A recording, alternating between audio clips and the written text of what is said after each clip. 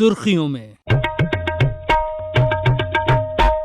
नमस्कार श्रोताओं, आकाशवाणी के विशेष कार्यक्रम प्रदेश की सुर्खियों में आप सभी का बहुत बहुत स्वागत है। मैं हूं अभिषेक कटियार। श्रोताओं, मध्य प्रदेश के इतिहास में सामाजिक और कानूनी बदलाव का एक नया अध्याय जुड़ चुका है। राज्य विधानसभा द्वारा समान नागरिक संहिता यानी यूसीसी को पारित कर लागू करने की दिशा में एक ऐतिहासिक कदम उठाया गया है।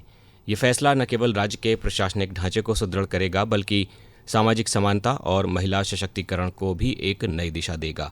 और इसी महत्वपूर्ण विषय के विभिन्न सकारात्मक पहलुओं पर चर्चा करने के लिए आज हमारे साथ स्टूडियो में मौजूद हैं दो बेहद खास मेहमान। हमारे साथ हैं मध्य प्रदेश के वरिष्ठ पत्रकार श्री कृष्ण मोहन झा जी। कृष्ण मोहन जी, आकाशवाणी में आपका बहुत बहुत स्वागत है। धन्यवाद अभिषेक। और हमारे साथ दूसरे विशेषज्ञ के रूप में जुड़े हैं जाने माने वरिष्ठ पत्रकार श्री सतीश एलिया जी। सतीश जी, आपका भी हमारे इस कार्यक्रम में बहुत बहुत स्वागत है। बहुत बहुत धन्यवाद, आपने हमें आमंत्रित किया। तो आइए अब चर्चा की शुरुआत करते हैं। श्रोताओं, मध्य प्रदेश की विधानसभा में समान नागरिक संहिता का पारित होना केवल एक कानूनी फैसला नहीं है बल्कि ये हमारे राज्य की सामाजिक और संवैधानिक यात्रा का एक बेहद महत्वपूर्ण पड़ाव है। कृष्ण मोहन जी, मेरा पहला सवाल आपसे है, यूसीसी पारित होने के इस ऐतिहासिक फैसले को मध्य प्रदेश के भावी विकास और सामाजिक बदलाव के लिए आप कितना बड़ा कदम मानते हैं? देखिए, बड़ा महत्वपूर्ण कदम है। सबसे बड़ी बात, सामाजिक समरसता जो है, हम लंबे समय से सामाजिक समरसता की बात कर रहे हैं और सामाजिक समरसता यूसीसी के लागू होने के बाद अमल में आती हुई दिखाई दे रही है जी। क्योंकि जब आप बात करते हैं सामाजिक समरसता की तो उसमें आप चाहते हैं कि सब समभाव हो, सम कानून हो। तो यूसीसी लागू होने से निश्चित रूप से हमारे देश में एक कानून व्यवस्था रहेगी, एक न्याय व्यवस्था रहेगी और सभी जाति वर्ण के लोग जो है एक रास्ते पे चल पाएंगे। तो निश्चित रूप से। और दूसरी चीज़ यदि हम देखें तो महिलाओं में जो है, जो अभी भय का माहौल होता है, जो ट्रिपल तलाक की बात आती है, एक समुदाय में जो कई शादियां हो सकती हैं, तो इन सब चीज़ों से भी छुटकारा मिलेगा, महिलाओं को सुरक्षा का भाव मिलेगा। तो ये सब चीज़ें दिखाई दे रही हैं इसमें। जी बिल्कुल ठीक कहा सर आपने। सतीश जी, ये फैसला किस प्रकार का एक ऐतिहासिक बदलाव का स्वरूप माना जा रहा है? देखिए, सबसे महत्वपूर्ण हमारे देश में क्या है? हमारा संविधान जी, जिसको हमने अंगीकार किया और भारत एक गणतंत्र बना जी, लोकतंत्र बना। और हमारे संविधान में ही ये व्यवस्था है, ये प्रावधान किया गया है और ये कहा गया है संविधान में कि देश का हर नागरिक एक समान होगा जी। इसका अर्थ है कि सबके लिए कानून एक जैसा होगा जी। लेकिन दुर्भाग्य से कहें या ये कहें, इसमें बहुत लंबा समय एक लग गया और इसको लेकर हमारे देश में लगातार राजनीति होती रही है। कुछ राजनीतिक दल हमेशा इस पक्ष में रहे हैं कि वो एक देश एक कानून होना चाहिए, और जबकि कुछ दल ऐसे रहे हैं जो इसको मान्यता देने के बजाय अपना एक वोट बैंक साधते हैं, एक वोट बैंक तैयार करते हैं और एक समान कानून बनाने की बात लगातार ठंडे बस्ती में जाती रही। अब ये स्थिति बनी है कि मध्य प्रदेश 5वां ऐसा राज्य बन गया है। कृष्ण मोहन जी ने अभी चौथा राज्य कहा था, गोवा में वो पहले से था। हाल ही के दिनों में मध्य प्रदेश चौथा राज्य ऐसा बना है। उत्तराखंड, असम, पश्चिम बंगाल के बाद मध्य प्रदेश ऐसा चौथा राज्य बना है जहां समान नागरिक संहिता का एक विधेयक पारित किया गया है और ये विधेयक राष्ट्रपति के हस्ताक्षर होने के बाद लागू भी हो जाएगा। लेकिन अभी इसमें एक बहुत लंबी दूरी तय देश को करना है। पूरे देश में ये लागू होना चाहिए, सारी विधानसभाएं इसके लिए करें या संविधान में इसके लिए संशोधन हो। कहा यह जाता है, इसका विरोध जो लोग करते हैं वो ये कहते हैं कि अलग अलग धार्मिक मान्यताएं हैं, अलग अलग वर्ग हैं, सबके लिए एक जैसा कानून नहीं हो सकता। मेरा कहना यह है कि धार्मिक मान्यताएं, धार्मिक परंपराएं, रीति रिवाज अलग हो सकते हैं, लेकिन जहाँ तक कानून की बात है, कोई अपराध अगर घटित होता है तो उसके मामले में एक जैसा कानून होता है। जैसा हत्या के मामले में एक जैसा कानून है, उसमें हम ये नहीं देखते हैं कि किसी धर्म विशेष के व्यक्ति ने हत्या की है या किस लिंग, इस सब चीज़ से अलग होता है। चोरी के मामले हो, कोई भी तरह का मामला हो। वैसे ही कुछ चीज़ें ऐसी हैं, अधिकारों की बात है, जैसे उत्तराधिकार की भी बात है। इस विधेयक में ये बात है कि उत्तराधिकार पुत्र को भी मिलेगा, पुत्री को भी मिलेगा। पति और पत्नी के बीच में जो संबंध है, पत्नी और पति का जो संबंध है, किसी पत्नी को पति अब उसके अधिकार से वंचित नहीं कर सकता।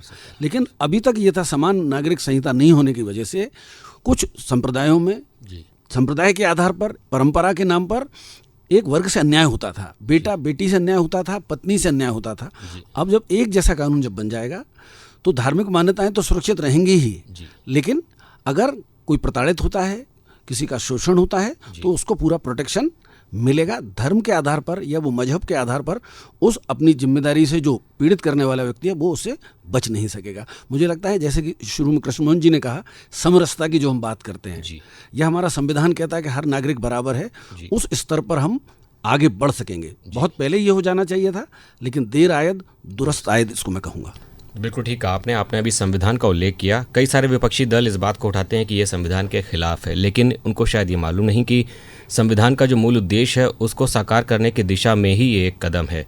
और हमारे संविधान में ही अनुच्छेद 44 के तहत पूरे देश में एक समान नागरिक संहिता का सुझाव भी शामिल था। श्रोताओं, किसी भी प्रगतिशील समाज की पहचान इस बात से होती कि वह अपनी महिलाओं को कितने अधिकार और सुरक्षा देता है, और यूसीसी का एक बड़ा केंद्र बिंदु हमारी नारी शक्ति का सम्मान है। कृष्ण मोहन जी, विवाह, तलाक और संपत्ति में समान अधिकार मिलने से मध्य प्रदेश की महिलाओं की ज़िंदगी में क्या बड़ा सकारात्मक बदलाव आएगा?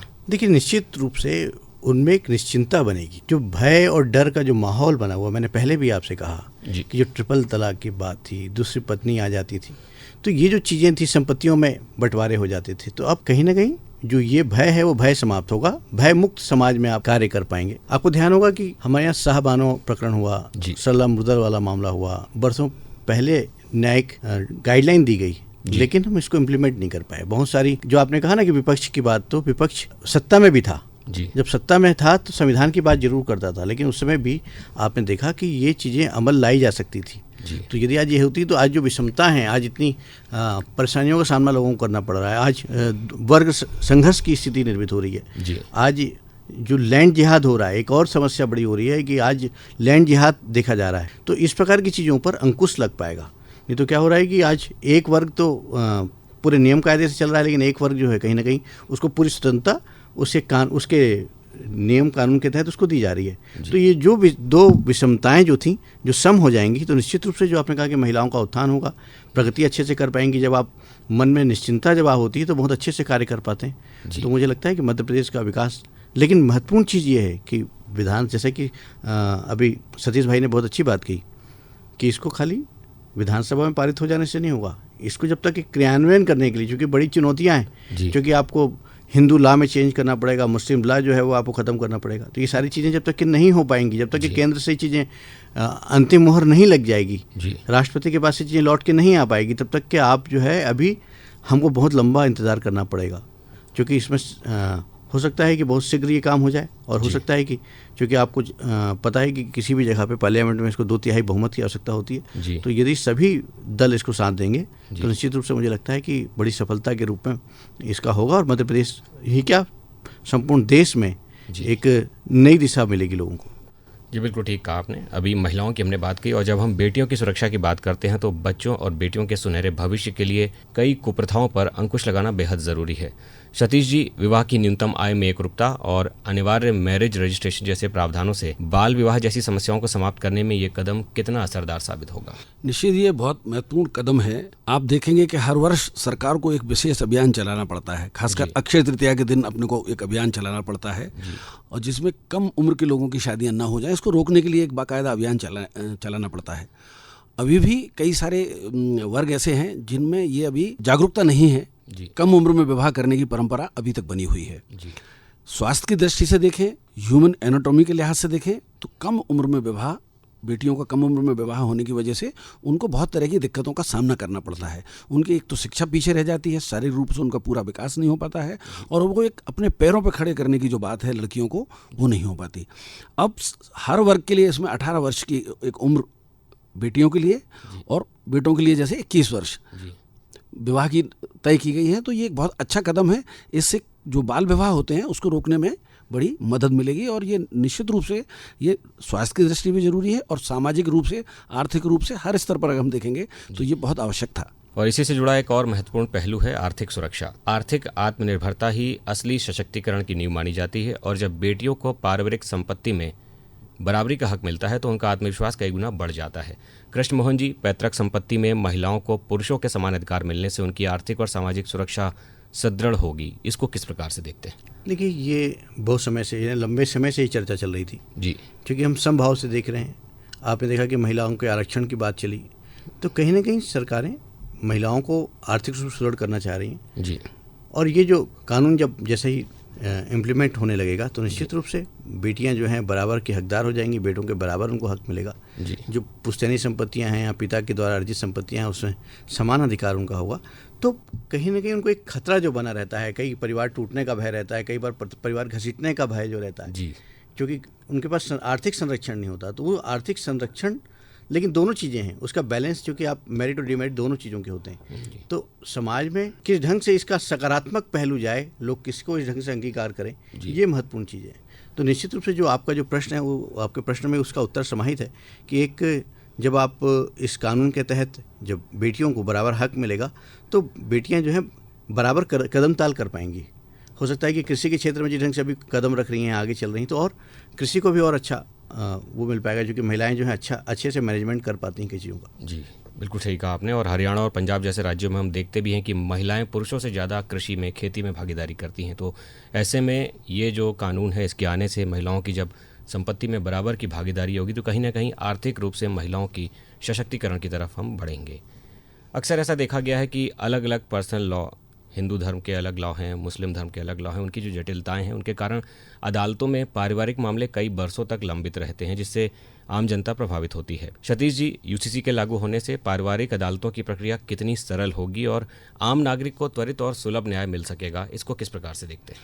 देखिए, जैसे कृष्णमोहन जी ने भी पहले कहा था कि ये जो मध्य प्रदेश ऐसा 5वां राज्य बन गया है जो इस तरह का कानून अब बनने जा रहा है जी।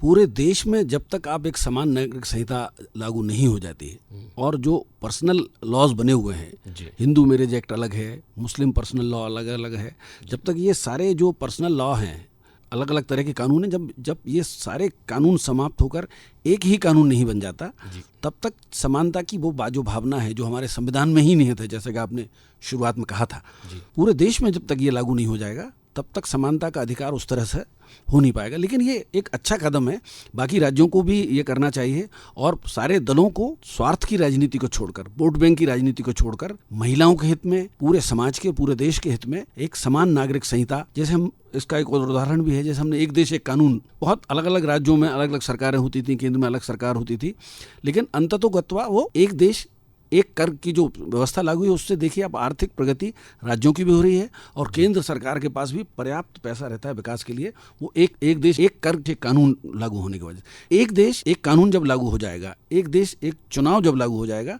इनको आप एक साथ मिला के देख सकते हैं। 2047 में जो हम भारत की कल्पना करते हैं, एक उत्कृष्ट लेवल पर भारत को ले जाने की जो हम बात करते हैं, उससे इसको जोड़ कर देखना चाहिए। ये जो यूसीसी मध्य प्रदेश ने पारित किया है, ये उसी दिशा में कदम है, बाकी राज्यों को भी इसके साथ कदम ताल करना चाहिए। जी बिल्कुल ठीक कहा आपने। अभी जो एक देश एक कर जीएसटी की बात आपने कही, पहले कई राज्य इसका विरोध कर रहे थे, जहां पर जो दूसरे दलों की सरकार थी, विपक्ष शासित सरकारें थी, लेकिन अब वो अपने जीएसटी के हक को लेकर बात करते हैं, तो कहीं ना कहीं वो उनको खुद भी ऐसा लगता है कि सकारात्मक हुआ है और हमारा जो जीएसटी को लेकर उसके बाद जो कर कलेक्ट होता है वो राज्यों के विकास में भी लगता है। कानूनी समानता का सिद्धांत राज्य में सामाजिक समरसता और नागरिक बंधुत्व को बढ़ावा देता है। और अगर हम मध्य प्रदेश की बात करें तो अपनी शांति, सद्भाव और विविधता में एकता के लिए हमारा प्रदेश जाना जाता है, क्योंकि कानून की नज़र में जब हर नागरिक बराबर होता है तो आपसी विश्वास बढ़ता है। ये कानून नागरिक बंधुत्व, समरसता को किस प्रकार से नई मजबूती देगा, कृष्णमोहन जी हम आपसे जानना चाहेंगे। देखिए, सतीश जी ने बहुत क्लियर कहा कि सामाजिक समरसता जी, जो समभाव जी, आप, मैं और आप जो हैं जातिगत चीज़ों से जब हट जाएंगे, जब सब चीज़ें एक हो जाएंगी तो समरसता ही रहेगा, आपसी वैमनस्यता समाप्त होंगी। जो लड़ाई झगड़े जो होते हैं, छोटे छोटे मामले हमको देखने को मिलते हैं, उनसे हमें मुक्ति मिल पाएगी। तो ये जो मैं और तुम वाला जो किस्सा है वो ख़त्म हो जाएगा जी। तो जो बहुत सारी चीज़ें जो होती हैं इसी बात से, जो हम आधी लड़ाई जो आज हम देखते हैं समाज में जो हो रही है, वो आधी वजह यही होती है कि हम अपनी चीज़ को बेहतर बताते हैं, वो अपनी चीज़ को बेहतर बताते हैं। दोनों के बेहतर बताने के चक्कर में ही जो है इस प्रकार की स्थितियाँ निर्मित होती हैं। तो मुझे लगता है कि इस कानून के आ जाने से समभाव पैदा होगा, समरसता अच्छे से बेहतर हो पाएगी और हम अच्छे ढंग से जो है देश के निर्माण में, देश के विकास में सहभागी बन पाएंगे। जी बिल्कुल ठीक कहा आपने। अब बात करते हैं युवाओं की, क्योंकि आज के दौर की अगर हम बात करें तो युवाओं की एक बहुत बड़ी भूमिका है देश के विकास में, चाहे वो आर्थिक विकास की बात करें या सांस्कृतिक विकास की करें या सामाजिक विकास की करें। आज का युवा जात पात और पुरानी जंजीरों से परे एक आधुनिक, प्रगतिशील और न्यायसंगत भारत का सपना देखता है। सतीश जी, हम आपसे जानना चाहेंगे कि मध्य प्रदेश का ये नया कानून हमारे युवाओं की सोच और एक आधुनिक समाज के निर्माण की आकांक्षाओं को किस प्रकार पूरा करता दिख रहा है? देखिए, देश का युवा देश की प्रगति को भी देख रहा है जी। जैसे मैंने कहा कि एक देश एक कर की जो प्रणाली लागू हुई, उसके फायदे युवा भी देख रहा है जी। उसी तरह से एक देश एक कानून जब हो जाएगा, सभी के लिए कानून समान हो जाएगा, तो युवाओं के पास एक दृष्टि रहेगी कि हमें कैसे विकास करना है। हम सब एक हैं, एक दूसरे के प्रति जो अभी कृष्णमोहन जी जैसा कह रहे थे कि जो भिन्नता की बात है वो धीरे धीरे समाप्त होगी। लेकिन इसमें मैं एक चीज़ और जोड़ना चाहूँगा कि इस विधेयक का राजनीतिक रूप से विरोध हुआ है जी। जब इस पर अमल होगा तब भी उसका विरोध कहीं ना कहीं देखने की बात आएगी।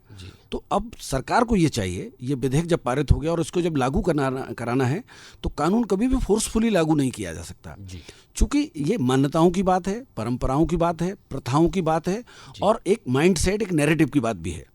सरकार को जब इसको अमल में लाने की बात जब आएगी, सरकार को जब अमल में लाएगी तो सारे वर्गों को उसको भरोसे में लेकर कि ये क्यों किया गया है, सरकार की मंशा क्या है और लोगों को इससे क्या फ़ायदा होगा और जिनकी बेहतरी के लिए ये बनाया गया है। जैसे हमने देखा कि 3 तलाक वाला कानून जब संसद में पारित हो गया और जब वो लागू हुआ तो मुस्लिम महिलाओं के हित में चूंकि था वो, तो मुस्लिम महिलाओं ने भी उसका समर्थन किया। और अब जब समान नागरिक संहिता की जब बात आ रही है तो जिन वर्गों को उकसाया जा सकता है इसके विरोध के लिए, उनको समझाना पड़ेगा कि आपके लिए इसको क्या लाभ है और वो जब आगे आएंगे और उनको जब फायदे दिखेंगे तब ये सही मायने में लागू हो पाएगा। तो इसका अगला इम्प्लीमेंटेशन की जो स्थिति बनेगी उसमें सभी वर्गों को भरोसे में लेकर सरकार को मुझे लगता है कि लागू करना चाहिए। बिल्कुल ठीक कहा सर आपने।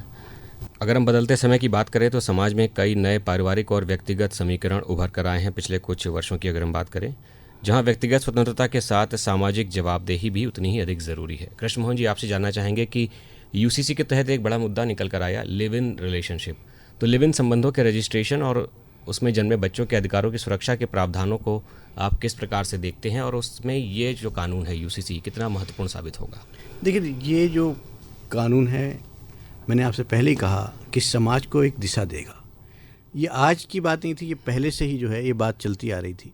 जब संविधान का निर्माण हुआ तो उसमें स्पष्ट कहा गया था कि कॉमन सिविल कोड जब लागू होगा तो उसके बाद जो है समाज में समरसता होगी, एक रूपता होगी। जो लिव इन रिलेशनशिप की आपने बात कही, अभी आपको ध्यान होगा कि मुख्यमंत्री जी ने स्पष्ट कहा, खासतौर पे जब अपने उद्बोधन में वो कह रहे थे तो लिव इन रिलेशनशिप का एक चैप्टर उन्होंने कहा, उसमें यही कहा कि इसका पंजीयन अत्यंत आवश्यक होगा और इसमें जन्मे बच्चों को भी पूरा अधिकार होगा, संपत्तियों में वही अधिकार दिया जाएगा।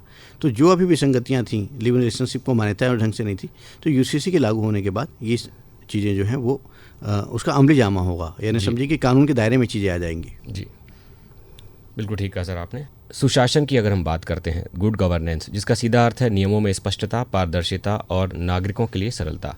सतीश जी, एक समान सिविल कानून लागू होने से राज्य की प्रशासनिक व्यवस्था और सरकारी नीतियों के क्रियान्वयन में क्या कुछ गुणात्मक सुधार आप देखते हैं? देखिए, पहली बात तो ये है कि अलग अलग कानून होने की वजह से कानूनी पेचीदगियाँ भी बढ़ती हैं और जिसको कहते हैं कानून के सामने, पुलिस के सामने या अदालतों के सामने मामले भी ज़्यादा बनते हैं। निश्चित रूप से ये जो पारिवारिक विवाद हैं, संपत्ति के विवाद हैं, इनकी संख्या घटेगी और बेहतर प्रशासनिक व्यवस्था होगी।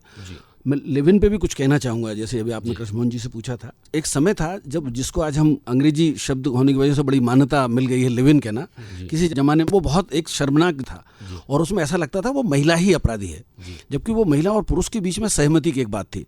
तो समाज ने एक तरह से उसकी स्वीकार्यता तो बढ़ रही है, लेकिन उसकी कानूनी जो वैधता है वो स्थापित नहीं हुई थी। अब ये कानूनी वैधता हो जाएगी। अभी क्या होता है, कोई महिला लिव इन में किसी के साथ रहती है, जब उसके साथ उसका दूसरा जो पार्टनर है वो अन्याय करता है तो वो उसके ऊपर एक व्यभिचार का आरोप लगाती है। और ऐसे बहुत सारे आप देखेंगे जो रेप के ज़्यादातर मामले दर्ज होते हैं, उनमें बहुत आधे के करीब मामले ऐसे ही होते हैं जो लिव इन वाले मामले होते हैं और वो उसमें कहीं विवाद होता है तो वो उस तरह के मामलों में हो जाते हैं। अब स्त्री को भी ये पता होगा कि मैं अगर किसी पुरुष के साथ रहती हूँ, पुरुष को भी ये पता होगा, दोनों को अगर पता है और वो उसको रजिस्टर्ड कराते हैं तो उनकी होने वाली संतान जो है या उनका जो आगे का जो संबंध है उसको एक कानूनी वैधता होगी और एक जिम्मेदारी का भाव भी आएगा। जैसा पति और पत्नी के बीच में होता है वैसे लिव इन पार्टनर जो है वो भी एक दूसरे के प्रति उत्तरदायी होंगे। तो समाज के लिए बहुत जरूरी है, क्योंकि ये समाज में एक चीज़ है, इसको हम इससे इनकार नहीं कर सकते, लेकिन ये व्यभिचार न बने, एक कानूनी एक जिम्मेदारी का भाव आए। दो लोग रह सकते हैं बिना विवाह किए और अभी भी लोग रहते ही हैं, लेकिन अगर उनको कानूनी मान्यता मिलेगी और तो उसके साथ एक जिम्मेदारी भी आएगी, उनके तो उल्लंघन करेंगे तो एक अपराध की श्रेणी में भी वो आएगा। तो एक लीगलाइज्ड करने का जो तरीका है उसके कारण बहुत लोगों को इसका फ़ायदा होगा जो किन्हीं हालात की वजह से या अपनी स्वतंत्रता की वजह से वो इस रिश्ते की तरफ जाते हैं, तो उनको एक प्रोटेक्शन मिलेगा और ये उनकी जो संतान होती है खासकर उसके लिए बहुत ज़रूरी था। ये बच्चे का तो दोष नहीं है, आपके माता पिता ने यदि विवाह नहीं किया है और वो साथ रहते हैं तो बच्चे का कोई दोष नहीं था। था, वो बाकी बच्चों जैसा ही अधिकार वो प्राप्त कर पाएगा। मुझे लगता है ये बहुत ही महत्वपूर्ण कदम है। ये बिल्कुल सही बात कही आपने सर। आपने जैसा पहले बताया था इसी चर्चा में कि गोवा, उत्तराखंड, असम के बाद अब मध्य प्रदेश भी ऐसा राज्य बन रहा है जो कि इस दूरदर्शी सामाजिक सुधार को जमीन पर उतारता दिख रहा है। कृष्ण मोहन जी, आपसे मेरा सवाल है कि जिस प्रकार से कई राज्यों के बाद अब मध्य प्रदेश ने इसको लागू किया है, तो मध्य प्रदेश में लागू होने के बाद ये ऐतिहासिक और साहसिक कदम अन्य राज्यों के लिए किस प्रकार से एक रोल मॉडल साबित हो सकता है? देखिए, पहले ही सतीश जी ने इस बात को कहा कि मध्य प्रदेश एक आदर्श राज्य के रूप में स्थापित हुआ है जी।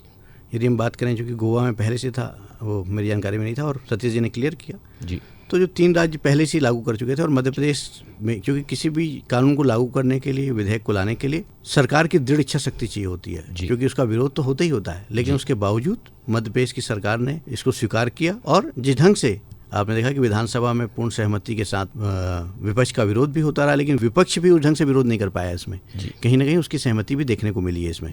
तो मुझे लगता है कि एक आदर्श स्थापित होगा और अन्य राज्य भी इसको आत्मसात करेंगे, और मुझे लगता है कि जितने जल्दी दूसरे राज्य इसको स्वीकार कर लें, ताकि उतने जल्दी जो है सेंट्रल लेवल पे चीज़ें क्लियर हो पाए, पार्लियामेंट से पास हो पाए और राष्ट्रपति तक जा सके ये चीज़ें।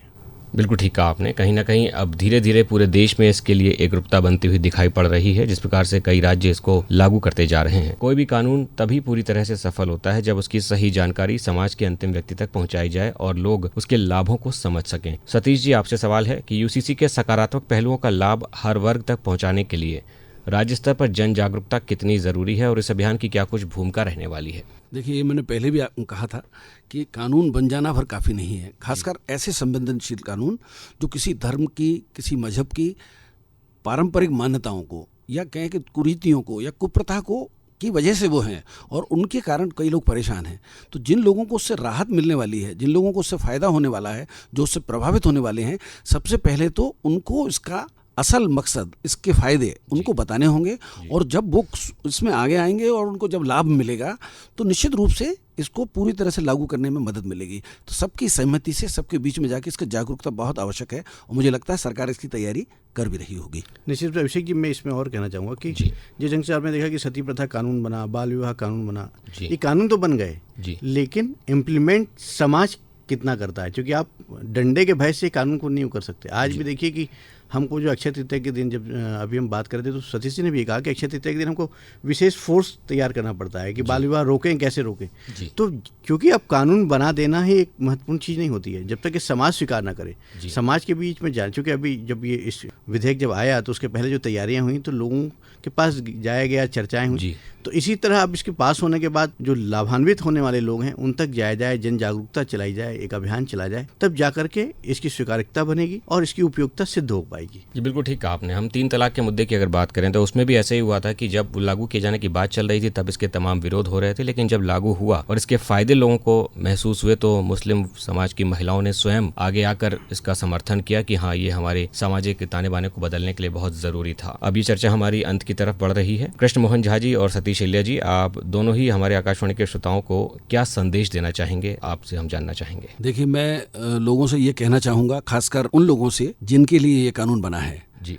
समान नागरिक संहिता असल में एक बराबरी का संदेश है कि हर नागरिक बराबर है, लोगों के बीच में कोई भेद नहीं है। हमारी धार्मिक मान्यताएं अलग हो सकती हैं, हमारी पूजा पद्धति अलग हो सकती है, लेकिन अंततः हम एक ही देश के नागरिक हैं, आपस में एक दूसरे के भाई बहन हैं। सब लोग मिलकर काम करेंगे और किसी के साथ भी अन्याय ना हो, किसी धार्मिक मान्यता की वजह से, किसी परंपरा की वजह से, किसी प्रथा की वजह से, किसी कुप्रथा की वजह से लोगों के साथ अन्याय ना हो। ये हम सबकी जिम्मेदारी है कि ये समान नागरिक संहिता की जो बात है, सरकार की जो मंशा है, उसको उस पर अमल हो और ज़्यादा से ज़्यादा लोग इसको आगे लेकर जाएं कि सरकार असल में जो वंचित हैं, जो परेशान हैं, जिनको किसी प्रथा की वजह से परेशानी झेलना पड़ रही है, उनके लिए ये कानून है ताकि सबको न्याय मिल सके। बिल्कुल ठीक कहा सर। कृष्ण मोहन जी, आपसे जानना चाहेंगे क्या संदेश आप हमारे श्रोताओं को देना चाहेंगे? देखिए, निश्चित रूप से जो सतीश जी ने कहा, मैं भी उसी बात को आगे बढ़ाना चाहूँगा कि हमारे जो देश है सर्वधर्म सद्भाव की बात करता है और हम एक गुलदस्ते के रूप में देखे जाते हैं, विभिन्न धर्म के, विभिन्न संप्रदाय के लोग हमारे साथ रहते हैं जी। तो ये जो सामाजिक समरसता की जो हम लगातार बात करते हैं, एक रूपता की जो बात करते हैं, यूसीसी के लागू होने के बाद इसमें जो भेद है, जो थोड़े बहुत भेद दिखाई देते हैं, जिनके साथ अभी तक अन्याय हो रहा था, वो अन्याय की समाप्ति होगी। और मुझे लगता है कि तहे दिल से हमें इस चीज़ का स्वागत करना चाहिए और इसमें सरकार के साथ कदम ताल मिला करते हुए और आगे बढ़ना चाहिए। जी, बिल्कुल ठीक कहा आपने और एक सार्थक चर्चा हुई। बहुत बहुत धन्यवाद कृष्ण मोहन झा जी और सतीश एलिया जी, आप दोनों ने आज हमारे श्रोताओं को इतनी विचारशील और सकारात्मक तथा सारगर्भित जानकारी साझा की और यूसीसी के दूरगामी प्रभावों को इतने सरल शब्दों में समझाया। आकाशवाणी स्टूडियो में आने के लिए आपका बहुत बहुत आभार। आपको भी बहुत बहुत धन्यवाद। धन्यवाद। तो श्रोताओं, ये था हमारा कार्यक्रम प्रदेश की सुर्खियां, जो कि यहीं समाप्त होता है। फिर मिलेंगे एक नए विषय और नई जानकारियों के साथ। तब तक के लिए मुझे दीजिए इजाजत। नमस्कार। सुर्खियों में